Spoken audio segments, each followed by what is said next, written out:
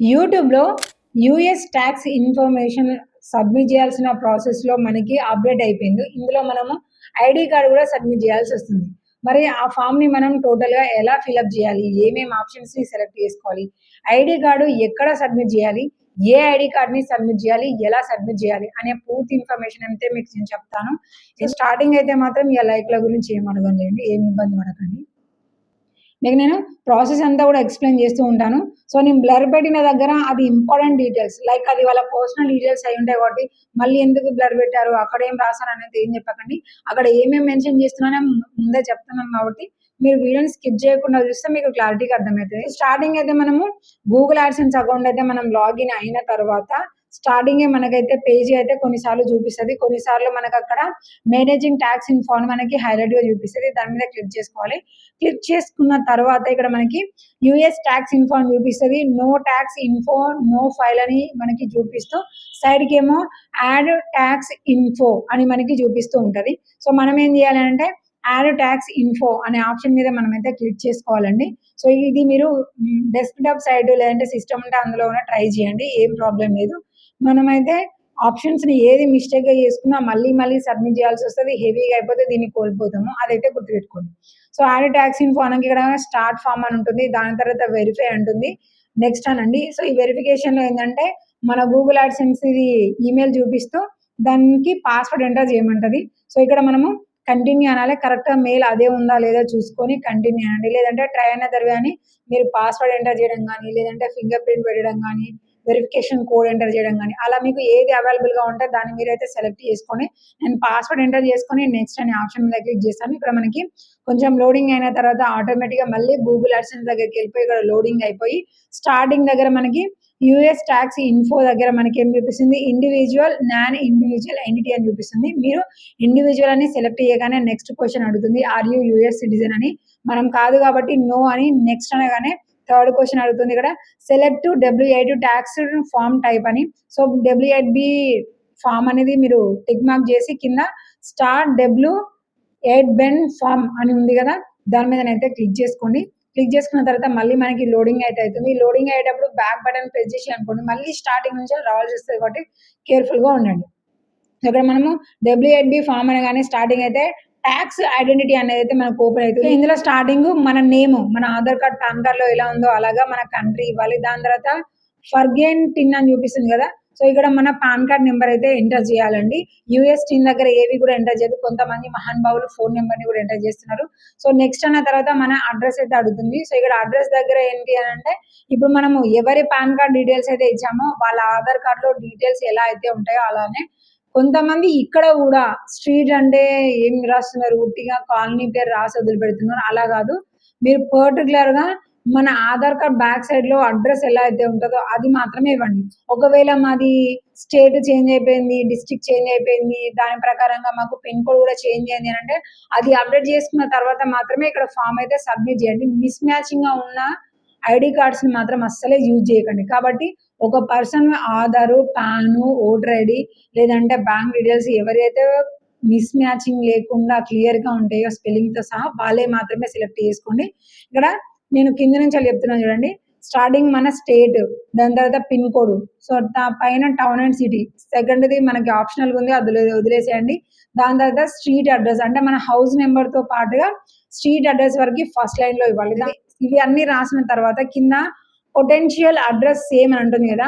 ఆ బాక్స్‌లో టిక్ చేసిల్లనుకోండి.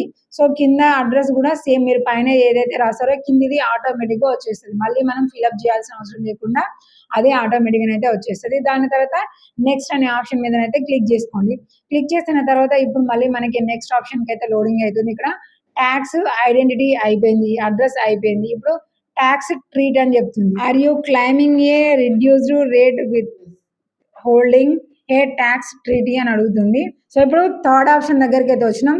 మనకి మొత్తంగా 8 ఆప్షన్స్ అయితే ఉన్నాయి. సో, థర్డ్‌లో అయితే మాత్రము స్టార్టింగ్ మనకి యెస్ ఐ యామ్ ఎలిజిబుల్ అనే దాంట్లో టిక్ చేయండి. దాని తర్వాత బాక్స్‌లో టిక్ చేసి కింద మన కంట్రీని అయితే సెలెక్ట్ చేసుకోండి. సెలెక్ట్ చేసిన తర్వాత ఇక్కడ మళ్ళీ కింద 3 ఆప్షన్స్ ఉన్నాయి. అదర్ కాపీ రైట్స్ అనే దగ్గర మీరు టిక్ చేసి ఆర్టికల్ 12 అని లెఫ్ట్ సైడ్, రైట్ సైడ్ 15 అని పెట్టి మళ్ళీ కింద బాక్స్‌లో టిక్ మార్క్ అయితే చేయండి. టిక్ మార్క్ చేసిన తర్వాత మళ్ళీ ఇంకొక బాక్స్‌లో టిక్ మార్క్ చేస్తే ఆర్టికల్ 7 అండ్ పారాగ్రాఫ్ 1 అని సెలెక్ట్ చేయండి. దాని తర్వాత ఇంకొక సైడ్ రైట్ సైడ్ ఏమో 0 అని పెట్టండి. మళ్ళీ బాక్స్‌లో టిక్ మార్క్ చేయండి. మళ్ళీ ఆర్టికల్ 12 పారాగ్రాఫ్ 2A 2 అని పెట్టండి. సో, అవన్నీ అయిపోయిన తర్వాత ఇప్పుడు మనకు ఫోర్త్‌ది వచ్చింది. ఫోర్త్ దాని తర్వాత ఇక్కడ ఏం చూపిస్తుందంటే మన నేమ్ చూపిస్తూ సో, దాని తర్వాత ఫోర్త్ ఆప్షన్ వస్తుంది. ఫోర్త్ ఆప్షన్‌లో మన నేమ్ చూపిస్తూ క్వెషన్ అయితే అడుగుతుంది. అక్కడ యెస్ అని పెట్టేసేయండి. దాని తర్వాత ఫిఫ్త్ టాక్స్ రిపోర్టింగ్ అని చూపిస్తుంది. అక్కడ ఒక రౌండ్ బాక్స్ అయితే ఉంది. అందులో మాత్రం టిక్ చేసి నెక్స్ట్ అనండి. నెక్స్ట్ అనగానే ఇక్కడ మనకి సిక్స్త్ వస్తుంది. సిక్స్త్‌లో ఇప్పుడు మనం సబ్మిట్ చేసినయన్నీ కూడా WIB ఫార్మ్‌లా వస్తది. అక్కడ కూడా నెక్స్ట్ అనండి. సెవెంత్‌ది సర్టిఫై అండ్ సైన్ ఇన్ అని చూపిస్తుంది. అక్కడ కూడా మీరు సైన్ ఇన్ అని చూపిస్తుంది. ఆ బాక్స్‌లోనైతే టిక్ మార్క్ చేయండి. సిక్స్త్‌ది బాక్స్‌లో టిక్ మార్క్ చేస్తే ఇప్పుడు వచ్చిందంతా కూడా మనకి WIB ఫార్మ్‌లా వస్తది. మళ్ళీ సెవెంత్‌లో సర్టిఫై అండ్ సైన్ ఇన్ అని చూపిస్తుంది. అక్కడ కూడా బాక్స్‌లో టిక్ మార్క్ చేయండి. దాని కింద కూడా ఐ అగ్రీ అనే దగ్గర కూడా టిక్ మార్క్ చేసి ఇప్పుడు ఈ మంత్ చూపిస్తుంది కదా! ఇయర్‌ని సెలెక్ట్ చేసుకోండి. డేట్ ఆటోమేటిక్‌గా మీరు సెలెక్ట్ చేసింది డేట్ అదే వచ్చేస్తాయి కానీ మంత్ చూపిస్తూ ఉంటది. అలాగే ఇక్కడ ఇయర్‌నైతే మనం సెలెక్ట్ చేసుకోవాలి.